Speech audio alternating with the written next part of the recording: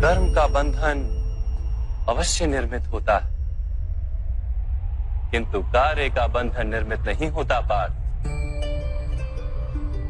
तुम्हें कर्म और कार्य के बीच क्या भेद है, ये जानना आवश्यक है।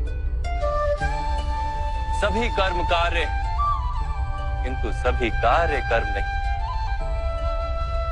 कर्म उस कार्य को कहते हैं जिसके साथ फल की, मनुष्य जब भी सुख की, संपत्ति, प्रशंसा की आशा रखकर कोई कार्य करता है तो वो उस कार्य के फल से बंध जाता है। जब किसी कर्म को फल की आशा से किया जाए तो उसे सकाम कर्म योग कहते हैं, और जब किसी कर्म को बिना किसी फल की आशा से किया जाए तो उसे निष्काम कर्म योग कहते हैं। इसी कारण से उसे बार बार जन्म लेना पड़ता है। वास्तव में मनुष्य को कोई कर्म नहीं बांधता, उस कर्म से जुड़ी आशाएं उसे बांधती हैं। वो कैसे माधव? यदि इस युद्ध में तुम्हें विजय होने की आशा है तो पराजित होने पर तुम्हें भीषण दुख होगा, और वो दुख तुमसे कोई अन्य कार्य करवाएगा जिसके लिए तुम्हें दूसरा जन्म लेना पड़ेगा। और यदि तुम विजयी हुए तो तुम्हारा अहंकार बढ़ेगा, और वो अहंकार तुम्हें विश्व विजय के लिए प्रेरित करेगा, तुमसे हत्याएं करवाएगा और उसका पाप तुम्हें बांधेगा। विचार करो, यदि तुम्हें इस युद्ध में ना विजय का मोह और ना पराजय का भय, तो इस युद्ध के अंत में तुम्हें सुख प्राप्त होगा या दुख प्राप्त होगा? ना सुख माधव, ना ही दुख। अर्थात तुम्हारा सुख, दुख, हताशा, निराशा, अहंकार युद्ध के कारण नहीं है। युद्ध के साथ तुमने जो आशाएं बांधी हुई हैं, उसके कारण है। क्या ये सत्य नहीं है पार्थ?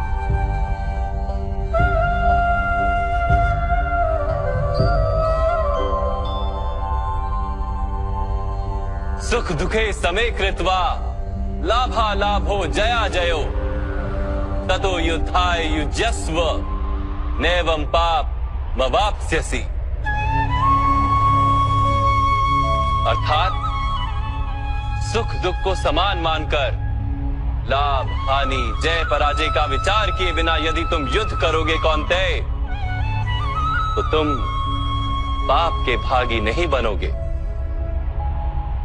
इसी को कर्म योग कहते हैं। जो सांख्य का ज्ञान प्राप्त कर लेता है वो ये जान लेता है कि वो शरीर नहीं, केवल एक आत्मा है। शरीर के भोग और अनुभव तो केवल मृत्यु तक है, अर्थात वास्तविक नहीं, केवल माया है। उसके लिए कर्मयोगी बनना सरल हो जाता है। परंतु माधव, यदि कार्य से बंधन निश्चित है तो क्या संसार का त्याग करके संन्यास लेना उचित नहीं? इसी विचार का परिणाम है कि आज ये युद्ध हो रहा है पार्थ।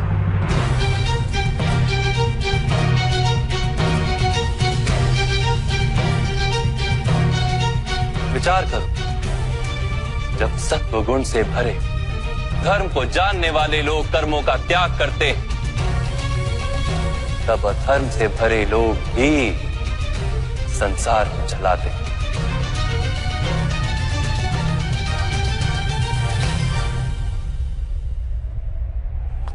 यदि महामहिम ने संसार का त्याग ना किया होता तो आज अधर्म इतना बढ़ता ही नहीं।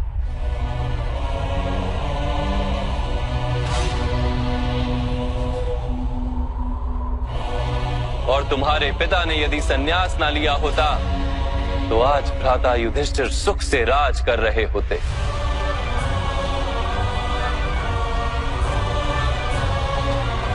और अपनी प्रजा को न्याय और धर्म का ज्ञान दे रहे होते।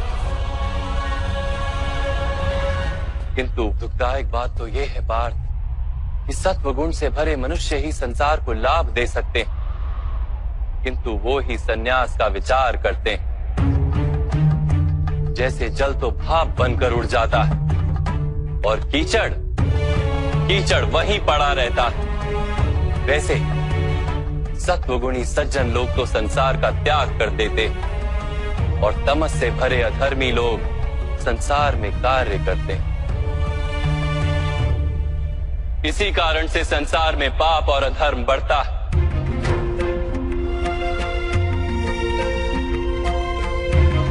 किंतु कर्मयोग इस विचित्र स्थिति से सारे संसार का रक्षण करता है। कर्मयोगी फल की आशा का त्याग करता है, किंतु कर्मों का त्याग नहीं करता। वो इसी संसार में रहता है, सन्यासी की भांति सारे कार्य करता है, किंतु उनमें लिप्त नहीं होता। कर्मयोगी अपनी संतानों से, स्वजनों से, अपनी प्रजा से कोई अपेक्षा या आशा नहीं रखता। स्वयं उसे संन्यास का लाभ होता है, किंतु समाज को संसारी की भांति लाभ देता। मनुष्य अपनी संतानों के सुख के लिए श्रम करता है माधव। अपनी संतान से सुख की अपेक्षा कैसे न रखे? मनुष्य अपनी संतानों के लिए जो भी करता है वो व्यापार है या प्रेम पार्थ? प्रेम माधव। तो फिर अपने कार्यों के प्रति फल की इच्छा क्यों पार्थ? भविष्य का लाभ तो व्यापार में देखा जाता है, प्रेम में नहीं। जो मनुष्य अपनी संतानों का चरित्र निर्माण उचित रूप से करता है, संतानों को प्रेम और धर्म के संस्कार देता है, उसकी संतानें भी मनुष्य को प्रेम और सुरक्षा अवश्य देती। संतानों के कर्म, स्वजनों के व्यवहार उनके कर्म है पार्थ, और जब उनके कर्मों पर हमारा कोई अधिकार नहीं होता तो उनसे आशाएं और अपेक्षाएं रखने का क्या प्रयोजन? यदि गहन विचार करोगे पार्थ तो शीघ्र ही ये जान लोगे कि जीवन में ऐसा कोई कार्य नहीं है जिसके साथ आशाएं और अपेक्षाएं जोड़ना अनिवार्य हो। जब सृष्टि ही परमात्मा है और मनुष्य स्वयं परमात्मा का अंश है, तो सारे कार्य परमात्मा ही करते हैं, मनुष्य स्वयं कुछ नहीं करता। यही कर्मयोग का मूल सिद्धांत है पार्थ।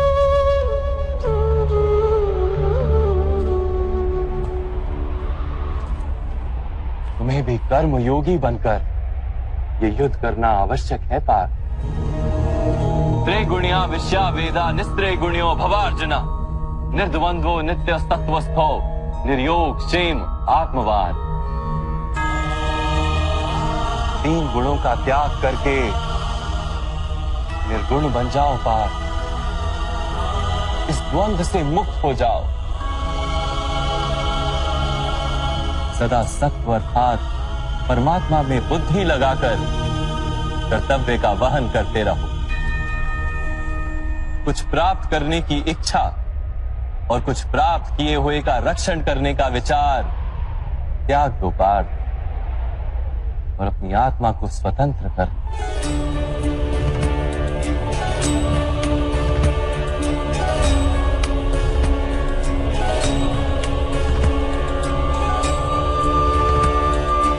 स्मरण रहे पार्थ, कर्मण्यवाधिकारस्ते मा फलेषु कदाचन मा कर्म फल हेतुर्भु मा ते संगोस्त्व कर्मणि। तुम्हारा अधिकार तो केवल कर्म करने का है, फल तो ईश्वर के हाथ में। इसलिए ना कर्म से भागना उचित है और ना ही कर्म के फल की आशा रखना उचित है।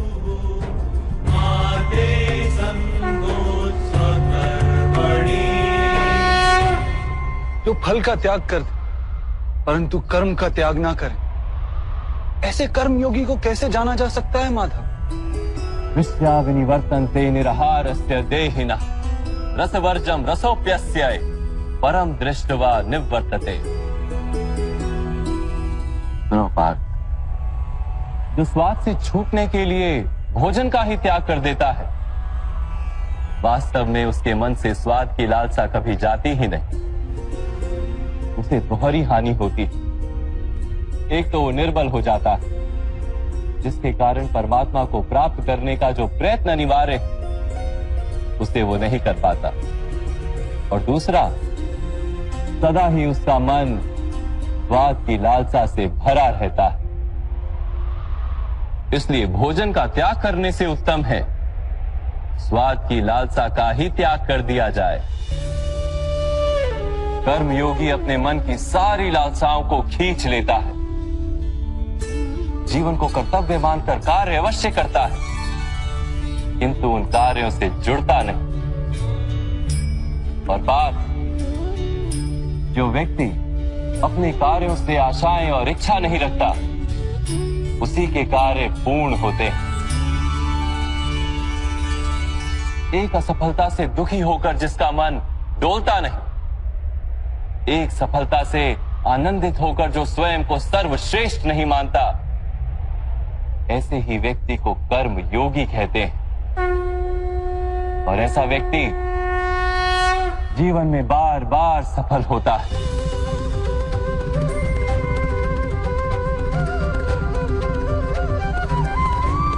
ध्यायतो विषयान पुंसः संगस्तेषु पजायते, संगात संजायते कामा, कामात् क्रोधोऽभिजायते, क्रोधात् भवति सम्मोहः, सम्मोहात् स्मृति विभ्रमः, स्मृति भ्रंशात् बुद्धिनाशो, बुद्धिनाशात् प्रणश्यति। फल की आशा से कामना प्रकट होती है, और कामना का तो स्वभाव है असंतुष्ट रहना। असंतोष से क्रोध उत्पन्न होता है, और क्रोध से मोह जन्मता है।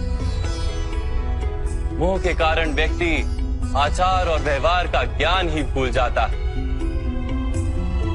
ज्ञान के जाने से बुद्धि चली जाती है, अनुचित प्रकार के कार्य होने लगते हैं, और समाज ऐसे व्यक्ति का शत्रु बन जाता है। और अंत में ऐसे मनुष्य पूर्णतः पतन हो जाता है।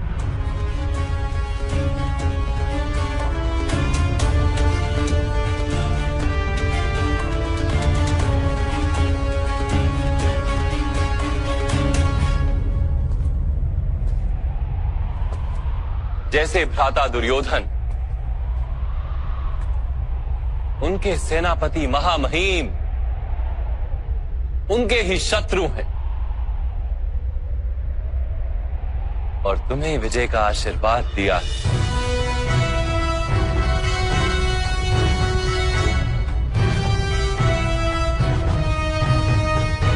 पार्थ, कर्मयोग ब्रह्म विद्या का दूसरा चरण है।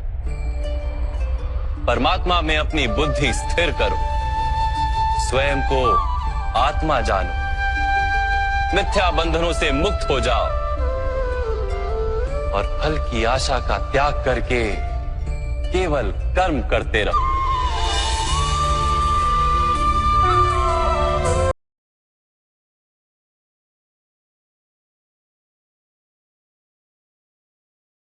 Subscribe now and press the bell icon. Never miss an update.